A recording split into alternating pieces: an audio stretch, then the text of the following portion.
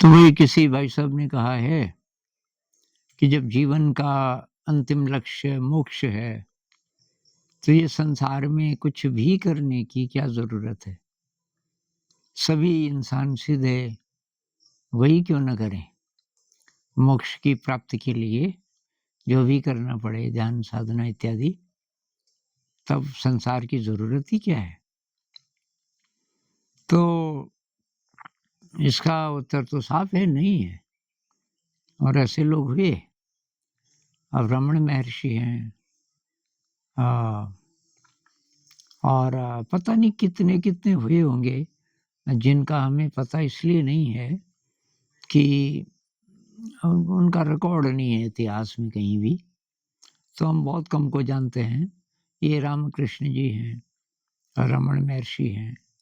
तो ऐसे लोगों की कोई सांसारिक इच्छा पहले रही भी होगी, पर जैसे ही उनको कोई झलक मिली, जैसे रमण महर्षि जी को शायद 14-15 साल में कुछ हुआ, कुछ झलक मिली, तो वो ड्रॉप हो जाएगा।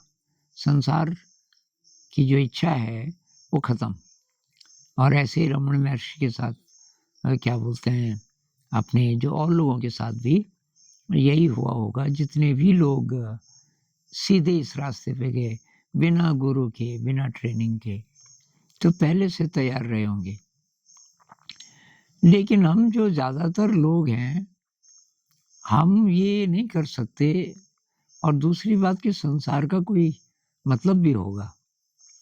तो एक थ्योरी ये है कि हमारी जो आत्मा है, वो सारे अनुभव लेना चाहती है। जब तक वो सारे अनुभव नहीं लेगी, तब तक हमें बार-बार जन्म लेना पड़ेगा। अब आप ये मत बोलिए कि ये पुनर्जन्म की बात मत कीजिए। मैं थ्योरीज़ की बात कर रहा हूँ, जिनसे समझने में ज़रा मदद मिलती है।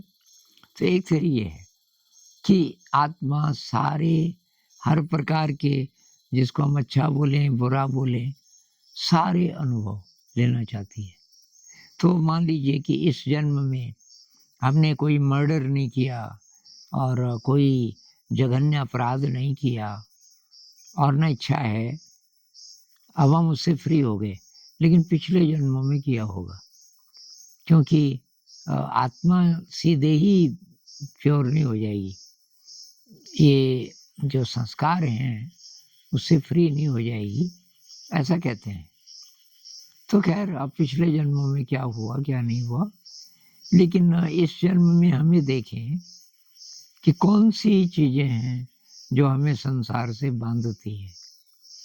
तो ये काम, क्रोध, लोभ, मोह, अहंकार, ये सब के सब हमें संसार से बाँधते हैं। और इनसे फ्री हुए बिना हम आध्यात्म की ओर आगे बढ़ नहीं सकते।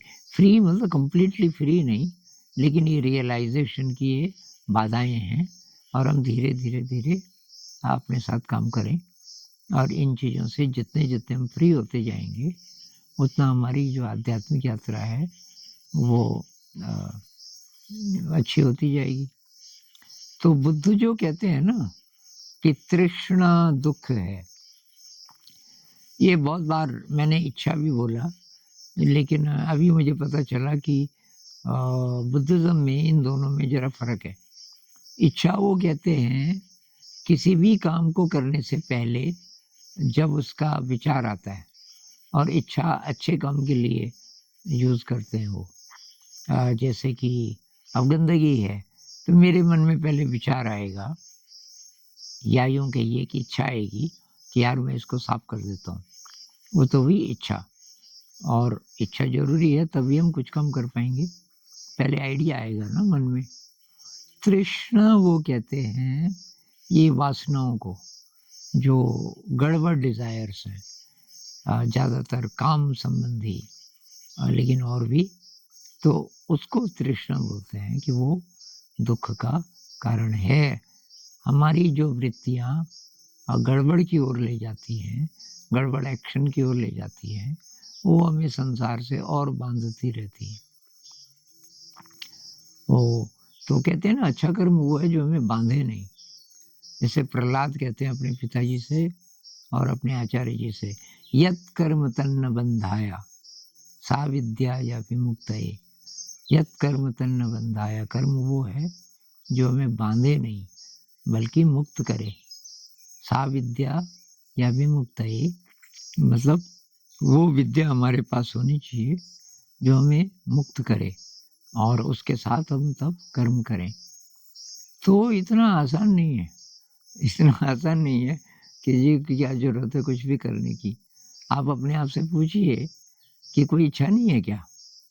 अगर आप अभी स्टूडेंट हैं मान लीजिए 20-21 साल के, तो कुछ तो इच्छा होगी ना, जिसके लिए संसार की ज़रूरत है कि भाई शादी करेंगे, परिवार बसाएँगे।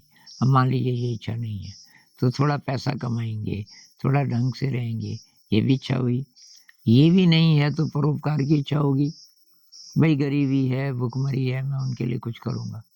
वो भी आपको बाँधेगा संसार से, मुक्त नहीं होने देगा। तो कुछ लोग कहते हैं कि ये जो बुद्ध है ना, बहुत सारे लाइफ़ टाइम्स में ये सोशल वर्कर रहे। तो इनके मन में यही था कि समाज कैसे अच्छा हो और उन्होंने बहुत काम किया हर जन्म में। फिर इस जन्म में जिसमें वो बुद्ध बने, उनको बात समझ आई कि ये पहला स्टेप नहीं है। पहला स्टेप है कि आप एनलाइटेंड हो जाओ। आपको पहले अपनी जो हायर सेल्फ कह लो, कुछ कह लो, डिवाइन सेल्फ तो बोलते नहीं हैं बुद्धिज़्म में, पर उससे आपका कॉन्टैक्ट जब हो जाएगा, तब देखो तुम क्या कर सकते हो।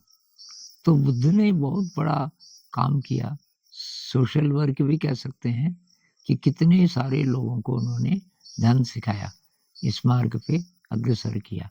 लेकिन वो जो चीज़ थी वो संसार से बाँधने वाली नहीं थी क्योंकि वो तो पहले ही मुक्त हो गए थे। तो आप मुक्त हो भी गए, तब भी आपको संसार में आना पड़ेगा और क्योंकि आपके अंदर करुणा, बहुत ज़्यादा करुणा होगी दूसरे इंसानों के लिए कि भाई मैं तो मुक्त हो गया, लेकिन ये जो और हैं दुनिया में तो नहीं हुए, वो दुखी हैं। उनका दुःख आपके मन को द्रवित करेगा क्योंकि ये जो हायर इमोशंस हैं, ये पहचान है एनलाइटनमेंट की। जो भी एनलाइटेंड हो गया, उसके अंदर कंपैशन बहुत होगा, ग्रैटिट्यूड बहुत होगा। तो उसके कारण आप फिर भी संसार से जुड़े रहेंगे, लेकिन बंधन की तरह नहीं, बल्कि लोगों की मदद के लिए। तो आप बात सही कह रहे हैं, वो हमारा अंतिम लक्ष्य हो सकता है कि भई इन सब चीज़ों से फ्री हो जाएँ, लेकिन फ्री हम हैं नहीं। तो हम अध्यात्म की ओर बढ़ते रहें और संसार में काम करें, कोशिश करें निर्लिप्त रहने की। काम करते हुए यत् कर्म तन्न बंधाया, कर्म इस तरीके से करें कि वो बंधन न बने। यही हम कर सकते हैं। इस पे और बात करेंगे। नमस्कार।